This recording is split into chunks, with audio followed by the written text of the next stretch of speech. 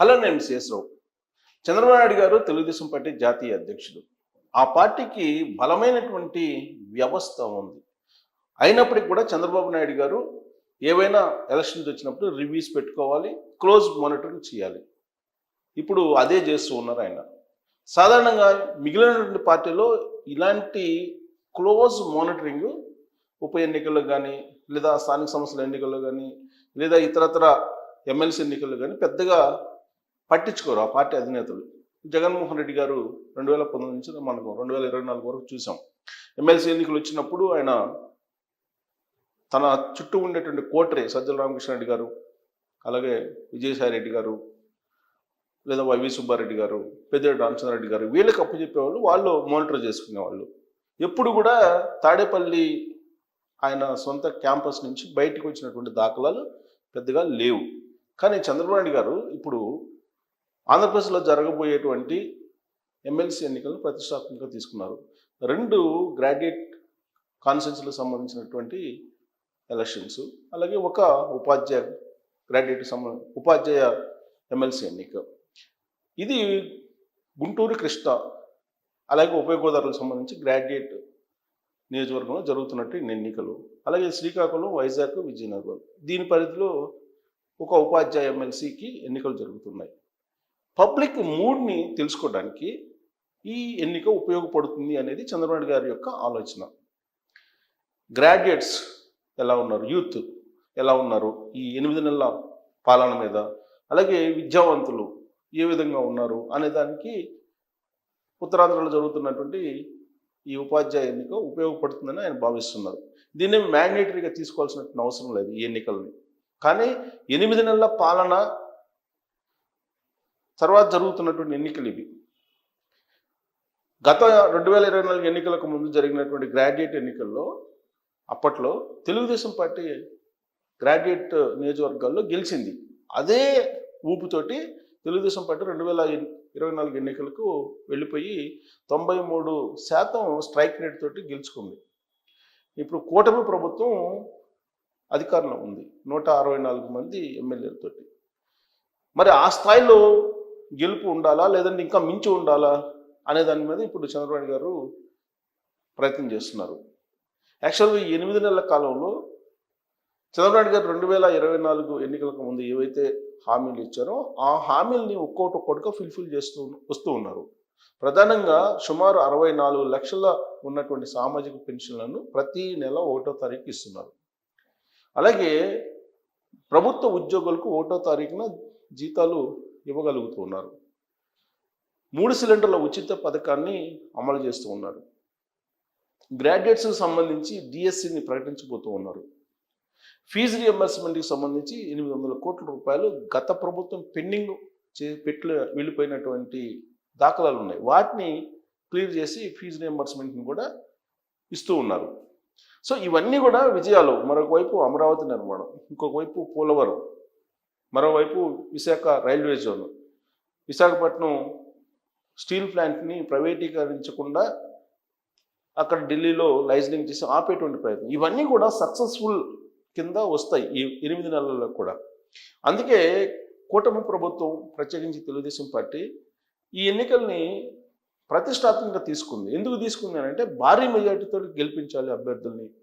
అప్పుడే ప్రజలు తమ వైపు ఉన్నారు 8 నెలల పాలన తర్వాత కూడా అని చెప్పడానికి, లేదా తన పరిపాలన బాగుందా లేదా అని ఒక అభిప్రాయానికి రావడానికి దాన్ని ఒక సూచి కింద తీసుకునే అవకాశం ఉంది. అంతే తప్ప ఈ ఎన్నికల వల్ల ఒరిగేది లేదు, పోయేది లేదు అనుకోవడానికి ఉంది కారణం. కానీ ప్రత్యర్థి పార్టీగా ఉన్నటువంటి YSR Congress party in case మెజార్టీలు తగ్గినా, లేదు ఆ పార్టీ మద్దతు ఇస్తున్నటువంటి అభ్యర్థులు ఏదన్నా బయటపడిన గెలుపుకి దాన్ని ఒక ప్రధానమైన అస్త్రంగా తీసుకొని ప్రజాక్షేత్రంలోకి వెళ్ళడానికి అవకాశం ఉంది.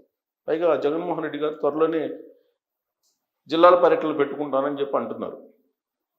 మరి ఎన్నికల ఫలితాలు కనుక భారీగా మెజార్టీతో వస్తే తెలుగుదేశం పార్టీకి సంబంధించినటువంటి అభ్యర్థులు ఆల్రెడీ గుంటూరు, కృష్ణాకు సంబంధించినటువంటి తెలుగుదేశం పార్టీ గ్రాడ్యుయేట్ నియోజకవర్గ ఎమ్మెల్సీ అభ్యర్థిగా ఆలపాటి రాజేంద్ర ప్రసాద్ గారు ఉన్నారు. ఆలపాటి రాజా అంటారు. ఆయన గతంలో మంత్రిగా చేశారు. టెక్నికల్ ఎడ్యుకేషన్ లాంటి మంత్రి పదవులను కూడా నిర్వహించారు, సీనియర్ పొలిటీషియన్ ఆయన. అయితే ఆయనకి కొంతమంది సహకరించడం లేదు, అక్కడ ఉండేటువంటి జనసేన అలాగే బీజేపీకి సంబంధించినటువంటి వాళ్ళు, అలాగే తెలుగుదేశం పార్టీలో కూడా కొంతమంది సహకరించడం లేదు అనేది ఒక టాక్ పార్టీల అంతర్గతంగా వినిపిస్తుంది. ఇక గోదావరి జిల్లాకు సంబంధించి గ్రాడ్యుయేట్ నియోజకవర్గాలకు సంబంధించి తెలుగుదేశం పార్టీ అభ్యర్థి రాజశేఖర్, ఆయన పైన కూడా కొంత వ్యతిరేకత ఉంది స్థానికంగా. జనసేన పార్టీకి ఆయన వర్గానికి పడడం లేదు, ఇలాంటివన్నీ ఉన్నాయి. అందుకే చంద్రబాబు నాయుడు గారు నేరుగా ఎమ్మెల్యేలతోటి మంత్రులతోటి సమన్వయం చేసుకునేదానికి ఒక మీటింగ్ని ఏర్పాటు చేశారు, ఒక వీడియో కాన్ఫరెన్స్ పెట్టారు. వీడియో కాన్ఫరెన్స్ పెట్టి ఒక దిశానిర్దేశం ఇచ్చేశారు. మీరందరూ సమన్వయంతో పనిచేయాలి, సమన్వయంతో పనిచేసి ఈ నెల 27వ తారీఖున జరగబోయేటువంటి ఎమ్మెల్సీ ఎన్నికల పోలింగ్ని విజయవంతం చేయాలి, ప్లస్ భారీ మెజార్టీ తీసుకుని అభ్యర్థులు గెలిపించాలి. దీన్ని మన పరిపాలనలో అమలు చేస్తున్నటువంటి పథకాలు ఏవైతే ఉన్నాయో వాటికి అనుగుణంగా ఫలితాలు రావాలి. 93% స్ట్రైక్ రేట్ ఉంది, అదే 93% స్ట్రైక్ రేట్ని కొనసాగించాలి. అవసరమైతే ఇంకా ఎక్కువ స్ట్రైక్ రేట్ కూడా వచ్చేలాగా ఈ ఎన్నికల్లో పనిచేయాలని దిశానిర్దేశం చేస్తూ ఉన్నారు. ప్లస్ ఉత్తరాంధ్రలో కూడా అదే చేస్తున్నారు. అయితే ఇక్కడ ఒకటి గమనించాల్సిన అంశం ఏంటంటే, in case by mistake majority తగ్గినా, లేదు వైఎస్ఆర్ కాంగ్రెస్ పార్టీ సపోర్ట్ చేస్తున్నటువంటి అభ్యర్థులు గెలిచినా, చంద్రబాబు నాయుడు గారు ఏదైతే ఆశిస్తూ ఉన్నారో పెట్టుబడులను రాబట్టాలని, దానికి కొంత విఘాతం కలగడానికి అవకాశం ఉంది. ఎందుకంటే ఇప్పటికే జగన్మోహన్ రెడ్డి గారు 2.0 అంటున్నారు.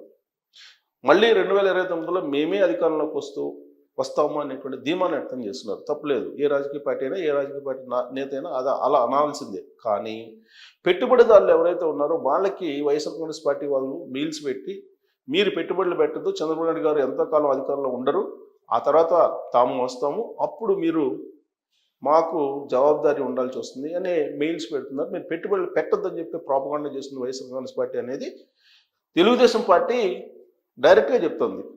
మంత్రి హోదాలో లోకేష్ గారు చెప్పారు, ఇన్ కేస్ మీరు మళ్ళీ అధికారంలో రాకపోతే మా పరిస్థితి ఏంటని చెప్పి పారిశ్రామికవేత్తలు అడుగుతున్నారు, పెట్టుబడులు పెట్టాలనుకుంటున్నటువంటి వాళ్ళు. మరి వాళ్ళకి నేను రాసిస్తాను, జగన్మోహన్ రెడ్డి రారు అని చెప్పి అన్నప్పటికీ కూడా వాళ్ళు భయపడుతున్నారు, ఆందోళన చెందుతున్నారు అనేటువంటి అభిప్రాయాన్ని వ్యక్తం చేశారు. ఇలాంటి పరిస్థితుల్లో ఈ ఎన్నికలు, ఎమ్మెల్సీ ఎన్నికలు, ఒకవేళ పొరపాటున వైఎస్ఆర్ కాంగ్రెస్ పార్టీ మద్దతు ఇస్తున్నటువంటి వాళ్ళు కనుక ఎంతో కొంత ఓట్ బ్యాంకును సంపాదించుకోగలిగితే, ఆ పార్టీ ఇంకా బలంగా ఉంది, ఆ పార్టీ ఇంకా చచ్చిపోలేదు రాజకీయంగా, అయ్యన్న పాత్రుడి గారి భాషలో చెప్పాలంటే అని ఒక భావన కలుగుతుంది. అప్పుడు పెట్టుబడిదారులు వచ్చే అవకాశం లేదు. కాబట్టి ఇది చంద్రబాబు నాయుడు గారి 8 నెలల పాలనకి ఇదొక బెంచ్ మార్క్ గానో, ఈ ఎన్నికల ఫలితాలు, లేదా చంద్రబాబు నాయుడు గారు చెప్తున్నటువంటి స్ట్రైక్ రేటుకి బెంచ్ మార్క్ గానో తీసుకోవటానికి అవకాశం లేదు. ఒకటి. 2, ఇది ఏపీకి అగ్ని పరీక్ష, కూటమి పాలనకి అగ్ని పరీక్ష కాదు ఈ ఎన్నికలు, ఏపీకి అగ్ని పరీక్ష.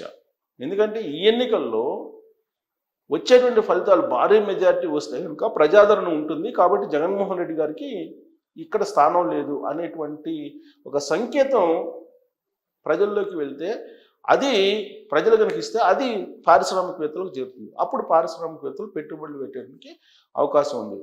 సో కాబట్టి ఆంధ్రప్రదేశ్ అభివృద్ధి అనేది కావాలా, లేదు జగన్మోహన్ రెడ్డి గారు మళ్ళీ రావాలి, 8 నెలల పాలన చూసాం కదా అనేటువంటి ఆలోచనతో డైల్యూట్ అయిపోయి భారీ మెజార్టీలు తగ్గించేలాగా ఓటర్లు కనుక రియాక్ట్ అయితే దాని ప్రభావం ఆంధ్రప్రదేశ్ అభివృద్ధి మీద పడుతుంది, 2047 విజన్ మీద పడుతుంది, 2029 విజన్ మీద పడేటువంటి అవకాశం ఉంది. కాబట్టి ఇది ఆంధ్రప్రదేశ్ రాష్ట్రానికి అగ్ని పరీక్ష ఎమ్మెల్సీ ఎన్నికలు అనుకోవచ్చు. అలాగే తెలంగాణలో కూడా, తెలంగాణలో 2 ఉపాధ్యాయ నియోజకవర్గానికి సంబంధించినటువంటి ఎన్నికలు జరుగుతున్నాయి, ఒక గ్రాడ్యుయేట్కి సంబంధించిన ఎన్నికలు జరుగుతున్నాయి. ఉత్తరాంధ్రలో కాంగ్రెస్ పార్టీ బలంగా ఉంది ఈసారి, జనరల్గా అంతకుముందు బీఆర్ఎస్ పార్టీ బలంగా ఉండేది. దక్షిణ తెలంగాణలో ఎప్పుడు కూడా కాంగ్రెస్ పార్టీ బలంగా ఉంటుంది, కానీ ఇప్పుడు గ్రాడ్యుయేట్ ఎలక్షన్ వస్తుంది దక్షిణ తెలంగాణ, ఉత్తర తెలంగాణలో ఉపాధ్యాయ ఎన్నికలు వస్తున్నాయి. సో ఇది రేవంత్ రెడ్డి గారి యొక్క 1 ఇయర్ పరిపాలనకి ఒక బెంచ్ మార్క్గా తీసుకోవచ్చు తెలంగాణలో. బట్ ఆంధ్రప్రదేశ్లో వచ్చినటువంటి ఎమ్మెల్సీ ఎన్నికలు డెఫినెట్గా ఆంధ్రప్రదేశ్ అభివృద్ధి అనే దాని మీద ప్రభావం చూపేటువంటి అవకాశం ఉంది. ఈవెన్ వైఎస్ఆర్ కాంగ్రెస్ పార్టీ బరిలో లేకపోయినప్పటికీ ఎన్నికల బరిలో వాళ్ళు కొంతమందికి మద్దతు ఇస్తున్నారు. కమ్యూనిస్ట్ పార్టీకి సంబంధించిన అభ్యర్థులకి అలాగే స్వతంత్ర అభ్యర్థులకి మద్దతు ఇస్తున్నారు. కాబట్టి వాళ్ళు పొరపాటున వాళ్ళు కనుక డిపాజిట్లు సంపాదించుకోగలిగితే రాబోయేటువంటి పెట్టుబడి పెట్టడానికి వచ్చేటువంటి వాళ్ళు కొంచెం ఆలోచించే అవకాశం ఉంది.